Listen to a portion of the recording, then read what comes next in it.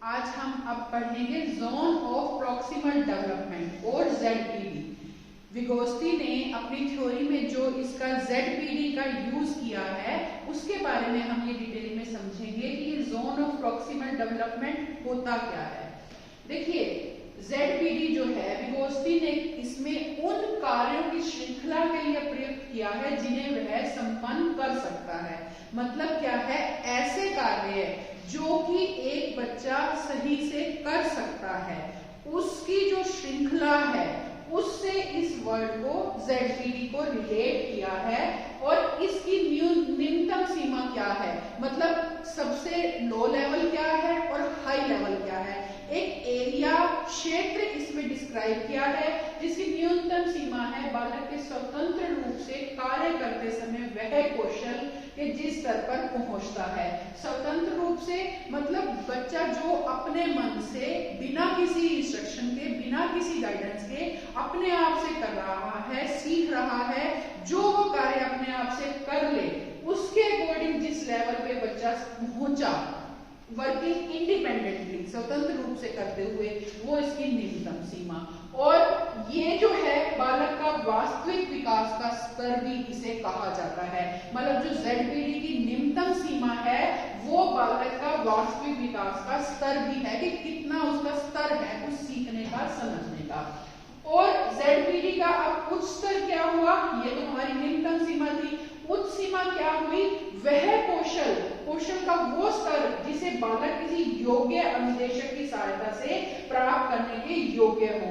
मतलब upper level क्या हुआ, is the potential skill that the child is able to reach with the assistance of एक more capable instructor। मतलब जब एक इंस्ट्रक्टर हमें इंस्ट्रक्ट कर रहा है, एक बच्चे को कोई भी स्किल डेवलप करने में जब वो इंस्ट्रक्टर मदद कर रहा है उसके बाद जो बच्चे में डेवलपमेंट होती है, जो बच्चा सीखता है, उसके बाद जिस स्तर पे पहुंचता है वो हमारा ZPD का उच्च स्तर होता है। मतलब एक निम्न सीमा जो बच्चे ने खुद से सीखा और एक उच्च सीमा जो इंस्ट्रक्टर की सहायता से बच्चा वहां तक कैपेबल हो पाया, सीख पाया। और जो इसके बीच का एरिया हुआ, निम्न और उच्च के बीच का जो सारा एरिया है कि एक लेवल से दूसरे लेवल तक जाना, ये हमारा ZPD है। इसको विगोस्की ने इस तरह से परिभाषित किया है। विगोस्की कहते हैं जो ZPD है वो बालकों के अधिगम और संज्ञानात्मक विकास, जो लर्निंग और कॉग्निटिव डेवलपमेंट जो बच्चे का हो रहा है उसके संबंध की व्याख्या करने का बहुत अच्छा तरीका है। ZPD मतलब जिस तरह से बच्चे का विकास हो रहा है, बच्चा सीख रहा है, उसका कॉग्निटिव डेवलपमेंट हो रहा है, उसको सही रूप में एक परिभाषित किया है उन्होंने ZPD के अकॉर्डिंग। अब ये कहते हैं ZPD से पहले, यहाँ पे अब हम उन बात की चर्चा करेंगे कि ZPD आने से पहले बच्चों का अधिगम और संज्ञानात्मक विकास के बारे में क्या इनका आधार था।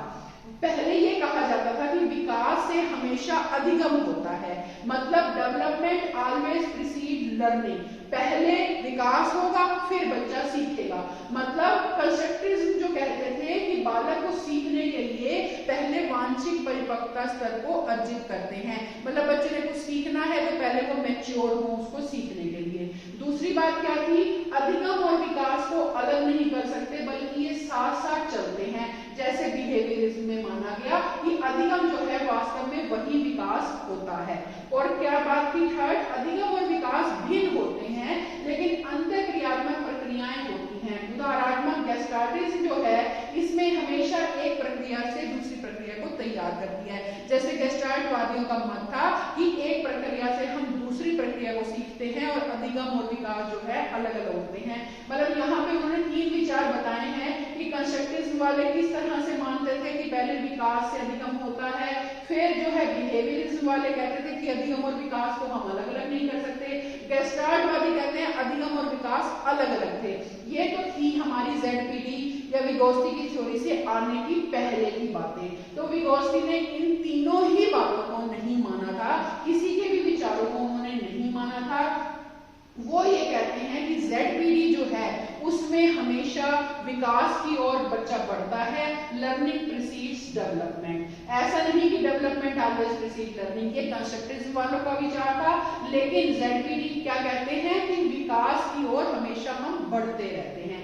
दूसरे शब्दों में अगर हम ये कहें तो किसी सक्षम व्यक्ति की सहायता से बालक जो है कौशल या कौशल के कुछ पक्षों को सीख सकता है। देखिए, जो सिखाने वाला है, नेचुरली बात है, वो सीखने वाले से ज्यादा ज्ञान का होगा, ज्यादा नॉलेज उसे होगी, तो वो अपने मेथड से सीखने वाले को सिखाएगा, बच्चे को सिखाएगा। तो इसमें क्या है कि उसके वास्तविक स्तर या परिपक्वता के स्तर से भी अधिक आगे जा सकता है। बच्चा उसकी मदद लेके, बच्चा उससे सीख के बहुत आगे जा सकता है। तो इसलिए विकास हमेशा बालक के सीखने की क्षमता, मतलब पोटेंशियल टू लर्न का अनुसरण करता है। विकास क्या है, डेवलपमेंट क्या है कि बच्चे का सीखने का स्तर क्या है, उसके अकॉर्डिंग बच्चे के अंदर डेवलपमेंट होता चला जाता है। जैसे कि आप सबको पता है, देखिए कुछ बच्चे ज्यादा जल्दी सीख जाते हैं, कुछ थोड़ा बहुत ज्यादा प्रैक्टिस के बाद सीखते हैं। तो ये सब कुछ बच्चे की मैच्योरिटी के ऊपर, बच्चे के पोटेंशियल टू लर्न पे कि कितना उसमें पोटेंशियल है सीखने का, उस पर डिपेंड कर रहा है। तो इस दृष्टि से हम ये कह सकते हैं, ये जो ZPD है, ये हमारे संज्ञानात्मक विकास का परिप्रेक्ष्य, पर्सपेक्टिव व्यू को हमारा प्रस्तुत करता है कि हमारा किस तरह से बच्चे का विकास हो रहा है, वो बता रहे हैं।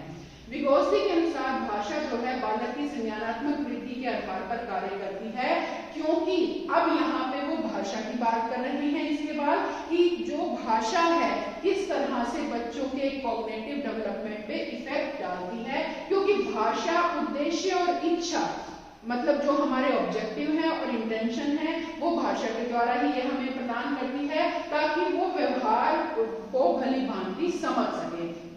मतलब क्या है, भाषा के द्वारा ही हम कोई ना कोई, कुछ भी हमने कोई कार्य करना है वो भाषा के द्वारा ही संभव होगा। क्योंकि भाषा के प्रयोग से ही जो हम सीखते हैं वो ऐसे ही होता है, बिना कम्युनिकेशन के हम कुछ नहीं सीख सकते हैं। कुछ भी सीखने के लिए एक दूसरे से बातचीत करनी जरूरी है, कम्युनिकेशन होना जरूरी है। और कम्युनिकेशन में क्या बात आई, संवाद, बोलना संवाद है हमारा, और ये संवाद ही हमारा ZPD में एक महत्वपूर्ण यंत्र है, टूल है। देखिए, जैसे स्टार्टिंग में मैंने बताया कि निम्नतम स्तर है जो बच्चा खुद से सीख रहा है, और हाईएस्ट लेवल है ZPD का जो एक परिपक्व व्यक्ति के से सीख रहा है। तो जो बीच का एरिया है वो कैसे कवर होगा, संवादों के थ्रू होगा, डायलॉग्स के थ्रू होगा। तो डायलॉग जो है बालक में जो अव्यवस्थित, अनसिस्टेमेटिक और असंगठित तात्कालिक संप्रज्ञा है, डिसऑर्गेनाइज और स्पॉन्टेनियस कंसेप्ट जो है बच्चे ने खुद से बना रखी हैं। मतलब क्या है, वो अपने आप सामाजिक अंतःक्रिया से जो बच्चे खुद से सीख लेता है उनको क्लियर करना है, और फिर क्या होगा, किसी कुशल सहायता से अधिक व्यवस्थित, अधिक संगठित, तर्कपूर्ण प्रत्ययों से मिलते हैं। बच्चे ने अपने कंसेप्ट बनाए, वो डिसऑर्गेनाइज थे, अनसिस्टेमेटिक थे, लेकिन जब सहायक के सहायता से बच्चे ने सीखे तो वो संगठित हो गए, तर्कपूर्ण हो गए। इस तरह से बच्चे ने सीख लिया। तो अब ये जो विगोस्ती का सिद्धांत था, कंस्ट्रक्टिविज्म के आधारों में से ही एक है। कंस्ट्रक्ट करने के अकॉर्डिंग इन्होंने आगे बढ़े और बताया। तो इसमें अब हमारी विगोस्ती की थ्योरी में ZPD के अकॉर्डिंग कौन कौन से मेन पॉइंट आए, वो इस तरह से हैं कि संज्ञानात्मक विकास की प्रक्रिया में सामाजिक अंतःक्रिया मूलभूत भूमिका निभाती है। कि सबसे पहले सामाजिक जो भूमिका है, सामाजिक अंतःक्रिया, मतलब समाज से जो बच्चे का इंटरेक्शन होता है वो मेनली प्रक्रिया निभाती है। विगोस्ती कहते हैं कि सामाजिक जो अधिगम है वो विकास का अनुसरण करता है। Social learning preceded development. और ये जो बच्चे का विकास है, जो सामाजिक और सांस्कृतिक विकास है, उसमें दो तरह के हमारे फंक्शन होते हैं। पहला सामाजिक स्तर पर, दूसरा हमारा व्यक्तिगत स्तर पर, इंडिविजुअल लेवल पर। मतलब सोशल जो है उसमें किस तरह से इंटरेक्शन के थ्रू बच्चा सीख रहा है, और खुद से फिर इनर स्पीच जो हो रही है, जो आपस में बातचीत कर रहा है, उसमें कैसा बच्चा सीख रहा है। पहले व्यक्तियों के बीच में, दूसरे बालक के भीतर। पहला सामाजिक, फिर व्यक्तिगत। सेकंड जो मेन पॉइंट है वो है अधिक ज्ञान योग्य, मोर नॉलेजेबल अदर, MKO, इसको जो है इन लेटर से संबोधित किया है, बताया है। आपके एग्जाम में भी बच्चे MKO वर्ड से भी क्वेश्चन आता है। तो MKO क्या है, मोर नॉलेजेबल अदर, अधिक ज्ञान योग्य। अधिक ज्ञान योग्य कौन, वो इंस्ट्रक्टर, वो टीचर जिससे कि बच्चा सीख रहा है।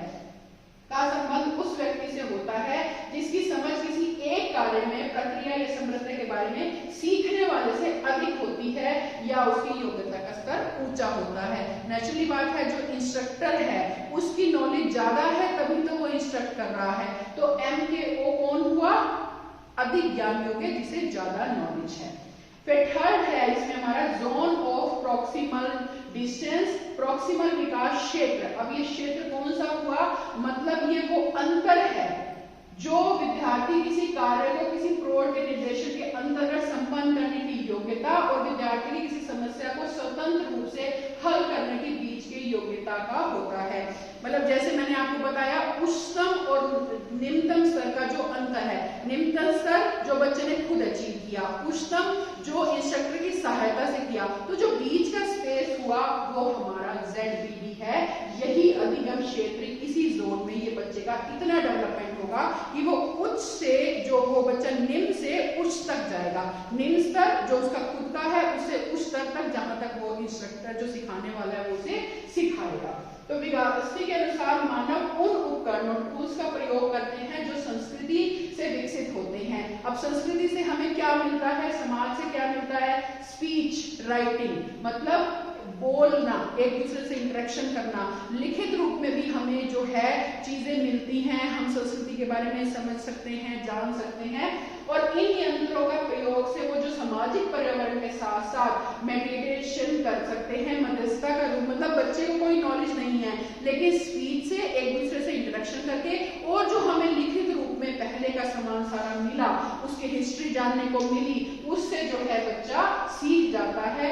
प्रारंभ में तो इन यंत्रों का प्रयोग केवल सामाजिक कार्यों के लिए करते हैं और आवश्यकताएं जो है कम्युनिकेट करने के लिए करते हैं, लेकिन धीरे धीरे बच्चे जो है यूटिलाइजेशन ऑफ टूल्स हो जाता है, मतलब उच्च चिंतन कौशलों का विकास हो जाता है।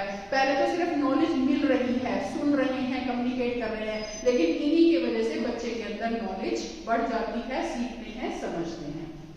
तो इस तरह से ZBD में कौन कौन सी मेन बात आई, क्या इसकी मीनिंग है और कैरेक्टरिस्टिक्स है, हम कुछ पॉइंट्स के थ्रू देखेंगे। तो ZBD का संबंध साइकोलॉजिकल फंक्शन की श्रृंखला से हुआ, जो मनोवैज्ञानिक कार्य हुए उसके थ्रू हुआ। और ZBD का संबंध उन कार्य पर हुआ कि जो बालक बिना सहायता से मास्टरी कर लेता है, और दूसरा उन कार्यों को जो विद्यार्थी सहायता प्रदान करने से ठीक प्रकार से मैनेज कर लेता है। मतलब एक तो जो उसने खुद से सीखा और एक सिखाने वाले ने सिखाया, और उसमें मैनेज करके बच्चे का डेवलपमेंट हुआ, बच्चे की नॉलेज बढ़ी। तो इससे रिलेशन जो है इनमें जो हुआ वो ZBD।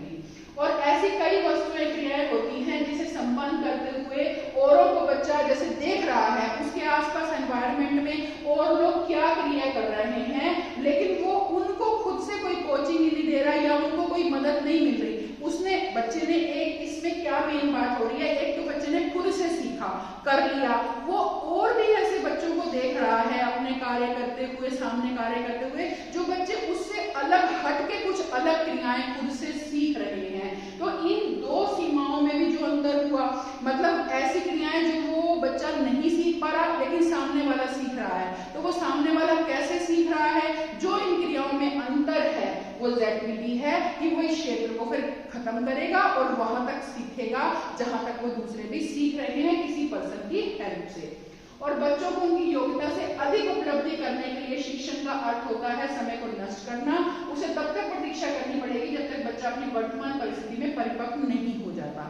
देखिए स्टूडेंट, जैसे ही आप सबको पता है, जब भी सिलेबस करिकुलम फ्रेम होता है तो हम एक बात करते हैं कि हमने जो बच्चे का डेवलपमेंट है, बच्चे की एक आयु है, वो हमारा जो सिलेबस है वो चाइल्ड सेंटर्ड होना चाहिए, बाल केंद्रित होना चाहिए। मतलब क्या है कि बच्चे की एज के अकॉर्डिंग, बच्चे की कैपेबिलिटीज कितनी है, कितना वो योग्य है, कितना कर सकता है, उसके अकॉर्डिंग हमें करिकुलम फ्रेम करना चाहिए। वही बात ये यहाँ पे कह रही हैं कि अगर बच्चा उस कोई चीज सीखने के योग्य अभी हुआ ही नहीं है और हम उसके साथ जोर जबरदस्ती करके सिखाएंगे तो ये सिर्फ समय का नष्ट होना होगा। इसलिए हम उस लेवल तक बच्चे के आने की प्रतीक्षा करें जब तक बच्चा उस सीखने, जो भी हमने सिखाना है, उसके योग्य हो जाए। विगोस्की का जो ये संज्ञानात्मक सिद्धांत है वो ये कहता है कि संज्ञानात्मक विकास, जो हमारा कॉग्निटिव डेवलपमेंट है, उसके अधिकतम विकास के लिए दूसरे व्यक्तियों के साथ साथ अंतःक्रिया आवश्यक होती है। मतलब अगर मैक्सिमम डेवलपमेंट बच्चों का चाहिए तो दूसरे व्यक्तियों के साथ इंटरेक्शन करनी ही करनी चाहिए, जरूर इंटरेक्ट करके ही हम बच्चे को तभी डेवलपमेंट करा सकते हैं। यही जो इस थ्योरी का पूरा बेस है, आधार है। ZPD उन कौशल और योग्यताओं को परिभाषित करता है जो विकास की प्रक्रिया में ही होती हैं। मतलब डेवलपमेंट प्रोसेस में जो चीजें, जिन स्किल्स का हमारे यूज होना होता है, जो योग्यताएं बच्चों में होनी होती हैं, उसी की बात यहाँ पे ये करता है। और ZPD उन कार्यों की श्रृंखला होती है जिन्हें कोई स्वतंत्र रूप से संपन्न नहीं कर सकता, लेकिन अधिक योग्य व्यक्ति की सहायता से उन्हें पूरा कर सकता है। जैसे कोई बच्चा स्वतंत्र रूप से साइकिल नहीं चला सकता, और लेकिन वह तब साइकिल चला लेगा जब कोई उस साइकिल को पीछे से पकड़ के रखे। देखिए वही गैप का एग्जांपल है जो हमारे लोअर हाई लेवल में है। मतलब बच्चे को साइकिल चलानी नहीं आई, वो खुद से नहीं सीख रहा, लेकिन अगर किसी ने उसकी साइकिल को पीछे से पकड़ रखा है तो वो इजीली चला लेगा। धीरे धीरे प्रैक्टिस के बाद वो अपने आप चलाने तक पहुंच सकता है। निम्नतम लेवल क्या था कि वो उसे पता है कि साइकिल चलानी है, दूसरों को चलाते हुए देखता है, लेकिन उच्चतम लेवल तक पहुंचना खुद से चलाना है। और वो किसने पूरा करवाया? किसी परिपक्व व्यक्ति ने, जिसने साइकिल को पीछे से पकड़ के उससे चलवाया। तो ये गैप खत्म करना और ये जो सारी श्रृंखला हुई, यही हमारी ZPD है। और क्योंकि बालक हमेशा नई बात सीखता रहता है और ZPD में हमेशा नए कौशल अर्जित करने के कारण परिवर्तन आता है, तो इसीलिए विगोत्स्की के सिद्धांत यही कहता है कि बालक किसी प्रौढ़ या अधिक अनुभवी व्यक्ति के निर्देशन या मार्गदर्शन में अधिक कार्य कर सकता है। तो विगोत्स्की का सिद्धांत यही कह रहा है कि जब अधिक परिपक्व व्यक्ति के निर्देशन में बच्चे कार्य करेंगे तभी वो ज्यादा अच्छे से कार्य कर सकते हैं। तो उम्मीद करती हूँ स्टूडेंट्स आपको ये ZPD का कंसेप्ट अच्छे से समझ में आया हो।